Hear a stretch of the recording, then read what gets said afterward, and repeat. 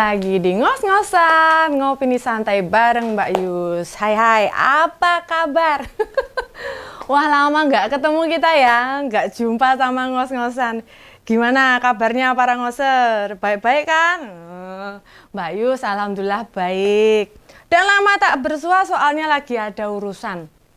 Biasalah, namanya emak-emak ini serempong kadang urusannya, jane sepele. Namun kita pengen dibuat ribet-ribet ya, biasa toh, ada yang mudah cari yang ribet. Biar nggak lama. Wah, lama nggak ngonten, dadi agak kagok iki ya Mbak Yus yo. Mau ngebahas apa iki ya? Kira-kira apa sih yang belum banyak dibahas host-host lain? Nah ini, belum lama ini Pak Erlangga selaku Ketua Umum Golkar sudah minta jatah kursi menteri sampai 5 kursi. Banyak bener itu. Alasannya Golkar menang di 15 provinsi atau 25% hingga wajar dapat kompensasi 5 kursi menteri. Selain itu berdasarkan sebuah survei, kalau nggak salah yang melakukan itu Kompas, merilis 75% kader Golkar juga mencoblos pasangan Prabowo Gibran. Tapi Mbak Yus gak mau bicara tentang persentase, melainkan ribetnya tagihan-tagihan kayak begini nih loh. Terus kayak tagihan-tagihan gue. Kenapa para pendukung Prabowo Gibran lebih suka bicara jatah-jatahan? Coba, ayo.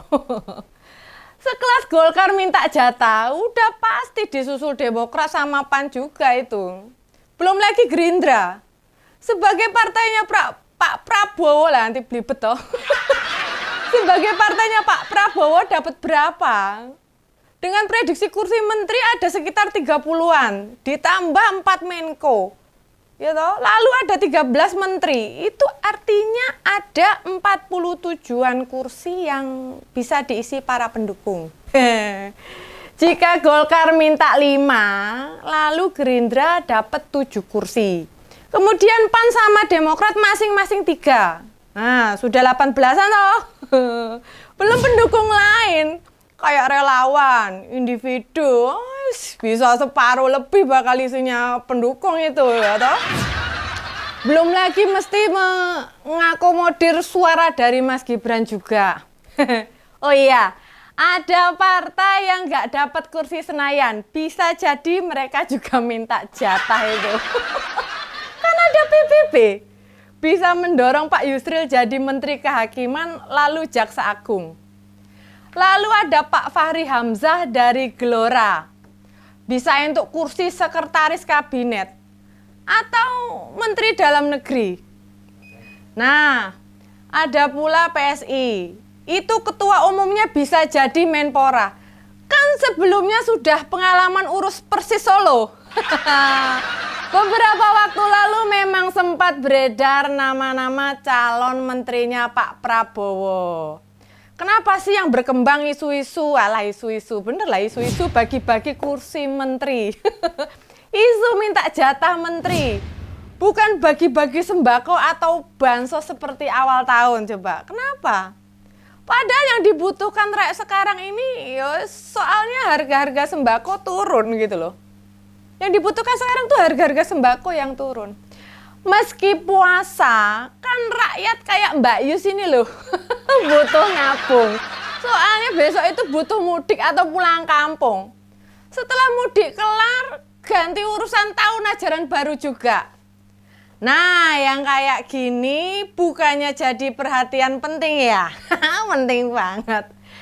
Sejak jelang akhir tahun kemarin, jauh sebelum Pilpres, harga-harga pada naik. Pemerintah diem baik tuh. Semua pada fokus ke urusan politik, semua serba politik. Sembako kacau gitu. Mungkin memang pas Pilpres banyak duit. Sehingga harga naik pada nggak ngerasain. Politisi-politisi itu tahu loh sebenarnya. Ngerti banget. Paham betul, ngapain ngebahas minta kursi pada Pak Prabowo? Kalau dia nggak mau ngejawabkan ya percuma. Atau mau ngotot minta berapapun jatah kursi, kalau nggak ngasih kan ya sudah gitu loh. Nah, justru parpol mestinya meningkatkan perhatian pada rakyat. Soalnya banyak harga sembako naik. Tuh, sama lihat. Beberapa wilayah pada kebanjiran. Seperti Padang Pariaman, Sumatera Barat. 8 kabupaten kota di Kalimantan Tengah juga banjir. Di Kalimantan Barat juga sama. Loh. Dan yang kemudian di Jawa Tengah pun juga ada kota Pekalongan, Semarang. Kabupaten Demak, Grobogan, Kudus. Itu air menggenangi puluhan ribu rumah. Wes kadang nek ndelok beritane iki wis mesake lah. Jangankan mikir tahun ajaran baru atau pulang kampung, mereka mikir puasa besok pagi aja enggak. Pripun? Nah, kenapa parpol pemenang pemilu maupun relawan para capres yang menang itu ada banyak bencana. Mestinya pada turun ke lapangan, kasih bantuan ke sana gitu loh. Udahlah, nggak usah ngurusi lobi-lobi politik lah. Jika kalian jasanya besar untuk kemenangan, udah pasti dapet tok gitu loh. Mbok itu pada dibantu rakyat-rakyat yang di wilayah-wilayah tadi yang Mbak Yu sebutin. Iya toh? Nah, oh iya, pada Presiden atau Bapak Jokowi. Bapak ini kemana aja toh Pak, gitu loh. Apalagi mikir strategi ngerebut jabatan ketua umum buat Mas Gibran. Lah apa menang Pilpres itu belum cukup toh Pak? Apa jadi wakil presiden belum mentereng? Kok pengen dapat ketua umum Golkar juga? Para politisi kita itu memang agak-agak gimana gitu ya. Meski di sisi lain banyak bencana alam, banyak juga warga butuh dibantu. Tapi mereka tetap asik-asik aja bicara kekuasaan gitu loh. Jangan banget tentunan. Kayaknya hati nurani mereka sudah kekunci gitu loh. Mbok kuncinya hilang ya. Pak Prabowo sama Mas Gibran juga enggak kita dengar. Misalnya mencoba melakukan aksi sosial, ngumpulin bantuan dari relawan, dari jaringan, dari pendukungnya gitu loh. Lalu distribusikan ke daerah-daerah mana saja yang butuh dikirim bantuan gitu loh. Datanya bisa minta ke BNPB atau PMI. Apa yang dibutuhkan di lokasi banjir. Lalu relawan diminta ngumpulin bantuan. Kan begitu. Apa mereka nggak mikir atau malah nggak tahu? Atau tahu tapi nggak mau merasakan? Jika namanya terkena bencana itu beban yang tadinya ringan itu jadi berat. Yang tadinya bukan beban bisa jadi beban. Sederhanalah misalnya, nyiapin sahur atau buka itu bagi ibu-ibu ya biasa aja, bukan beban. Tapi jika di tempat pengungsian, nyiapin sahur atau buka ya harus ngantri, harus merhatiin anak, harus minta berapa porsi. Ya toh, rempong kan? Dulu waktu ada beberapa kali bencana, Pak Jokowi nyempatkan tidur di tenda pengungsian. Nah, meski sekarang bukan bencana gempa, gempa atau banjir yang melanda beberapa wilayah itu terhitung besar loh gitu loh. Idealnya Pak Prabowo atau Mas Gibran bareng semalam 2 malam ya tidurlah di tenda. Bila perlu bicara bareng sama korban bencana gitu loh. Ya memang sih mereka itu belum dilantik.